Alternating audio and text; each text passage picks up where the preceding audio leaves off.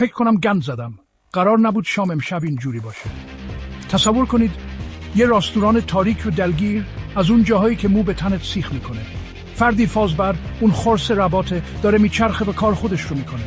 یه حس سنگینی تو هوا هست. هر صدای قیژ قیژی، هر پارچ نوری انگار داره به سمت یه آشوب بزرگ میره. و بعد اتفاق میافته. فردی و اسپرینگ ترپ، اون خرگوش رباط زرد، چشم تو چشم میشن. انگار یه صحنه از فیلم ترسناکه. فردی حمله میکنه، صدای پاهای فلزیش روی زمین میپیچه. رستوران پر از صدای وحشتناک برخورد فلزها و جیغهای الکترونیکی میشه. اما اسپرینگ تارپ کم نمیاره.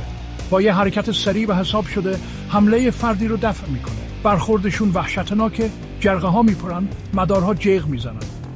یه نبرد تن به تن درست وسط رستوران. وقتی فکر میکنی فردی داره برنده میشه، اسپرینگ تارپ یه ضربه مهلک بهش میزنه. خرس رباط نقش زمین میشه، شکست خورده.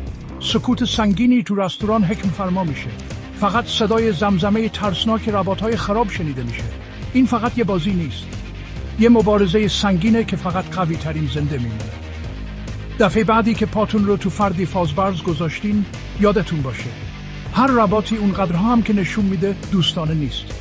مواظب خودتون باشید گیمرها. تاریک ترین ساعت شب درست قبل از طلوعه.